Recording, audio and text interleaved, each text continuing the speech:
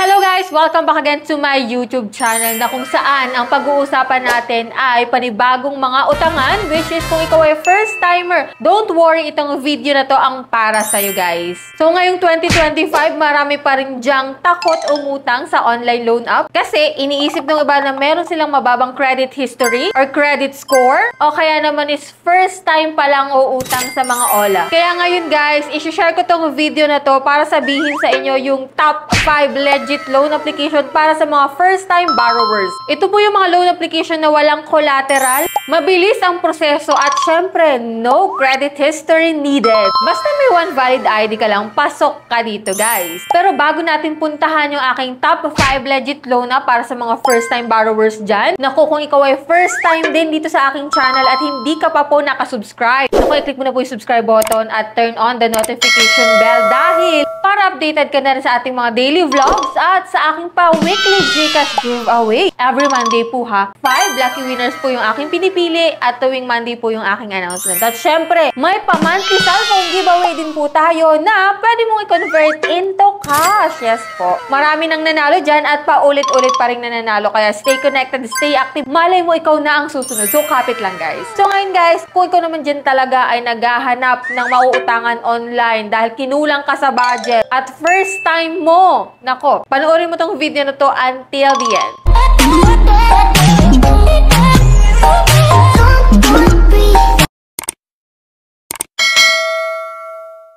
So disclaimer no, hindi po tayo agent or promoter ng mga loan application na babanggitin ko dito guys. Ito lamang po is based on my experience at syempre sa experience na rin ng mga viewers natin na nakautang sa mga loan app na ito. Dito guys, nasa sa inyo pa rin naman yung desisyon kung magte-take kayo ng loan dito guys. So ito ay suggestion lamang at wala itong sapilitan. So dito guys, hindi ko napapatagalin pa. Syempre itong mga loan application na to is available lamang sa Google Play Store para accessible sa lahat. So ito guys, number 1. So, una na sa listahan natin guys, which is legit at SEC registered. At syempre, kung ikaw ay first time borrower, nako, tamang-tama itong loan application na to kasi user-friendly to. So, ito po ay si Tala Philippines. Madaling makautang from 1,000 to 25,000 po yung offer nila. Pero syempre, kapag first time ka, medyo maliit pa lang yan guys. And dito guys, hindi po to 7 days ha. Ito po ay sumaabot ng 15 days to 30 days ang unang repayment mo. At syempre, pwede ka rin dito maka-earn by referral. Na kung saan yung referral bonus mo is pwede mong magamit na, which is yung referral bonus mo na pwede mong ma-earn dito guys, is pwede mong magamit para buo mong ma-receive yung malulone mo dito kay Tala Philippines.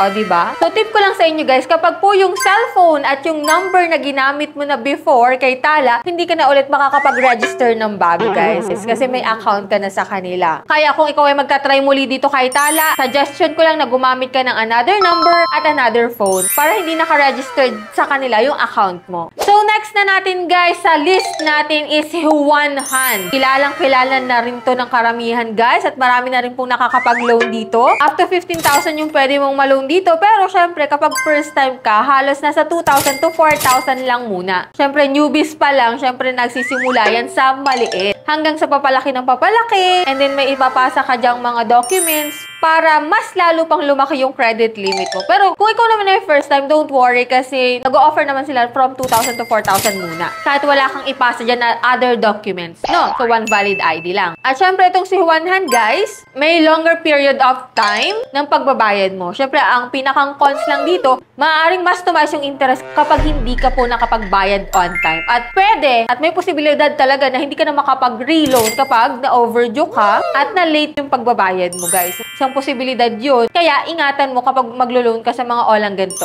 Ayan, dako na tayo dito sa pangatlo natin na loan application na pwede sa mga first-time borrowers na nag-aalangang umutang sa mga ola kasi baka mababa yung credit score nila. So, ito guys is si Cashalo. Kung ikaw ay first-timer from 1,000 to 10,000, yung pinakang offer sa'yo. At itong si Cashalo guys ay isa sa pinakamatagal na loan app na rin ngayon na ginagamit ng karamihan. Syempre, ang requirements dito is one valid ID, GCash or any bank account para para doon mo ma-receive yung pera mo, guys. Siyempre, ang pros po nito, may multiple services siya sa kanyang application. May financial literacy features din po ito na hindi lang basta about sa loan, guys. And siyempre, ang pinakang cons nito, mababa lang talaga ang pinapaloan niya kapag ikaw ay first time. Kaya huwag kayo mag-expect na big amount agad yung i-offer sa inyo dito, guys. So, dako na tayo, guys, sa pang-apat na loan application na pwede sa mga first-time borrowers na no need na ng credit history ay si Mabilis Cash. Yes, from the word itself, mabilis. Mabilis din po ito mag-release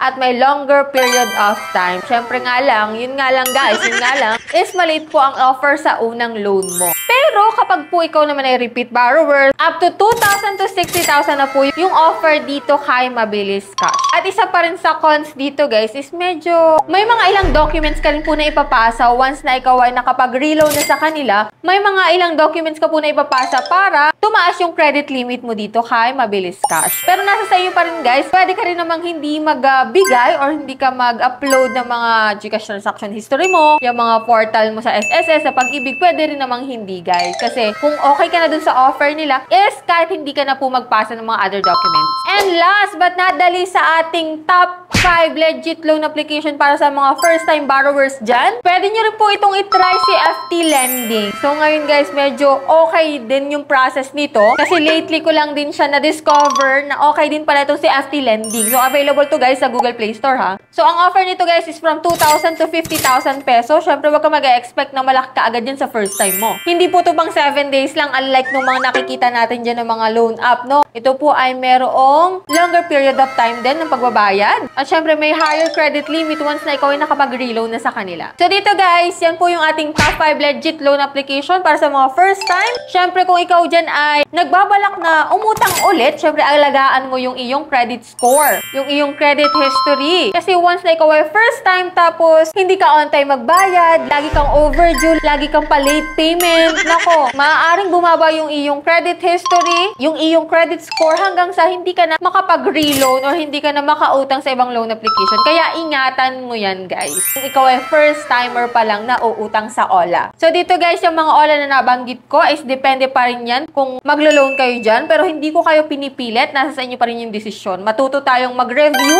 or magbasa ng review sa mga loan app na itatry natin. Huwag tayong dumepende sa mga sabi-sabi lang guys. So mas maganda talaga na tayo mismo yung mag-research ng ating sarili. So ito guys is suggestion lamang. Nasa sa inyo pa rin guys yung decision kung go kayo dito or hindi. So may mga iba pa rin naman dyan ng mga loan application na talagang okay guys. At masasabi mo talaga na maaasahan. So ito lang guys is ilan sa mga napili ko ngayong i-vlog. So update ko kayo guys sa susunod nating vlog kasi maaari pong madagdagan pa yung mga loan application na legit na pwede sa mga first time borrowers. No? So that's it. Ito lang po yung vlog natin for today and hoping ako guys na kung ikaw ay first time dyan na meron ka ng idea kung ano yung uutangan mong loan application. If ever man po na kayo ay may suggestion kung ano yung mga magaganda pang loan application dyan, kasi hindi ko naman po talaga sila malalahat sa isang vlog. Naku, i-share nyo po dyan sa comment section para at least magkaroon pa ng karagdagang ideas yung mga bago pa lang dyan magta-try. So that's it. Sa mga hindi pa po dyan nakasubscribe sa aking YouTube channel, kindly click the subscribe button, turn on the notification bell, and be updated sa ating mga latest vlogs. So bye-bye na muna for now guys. See you on my next video.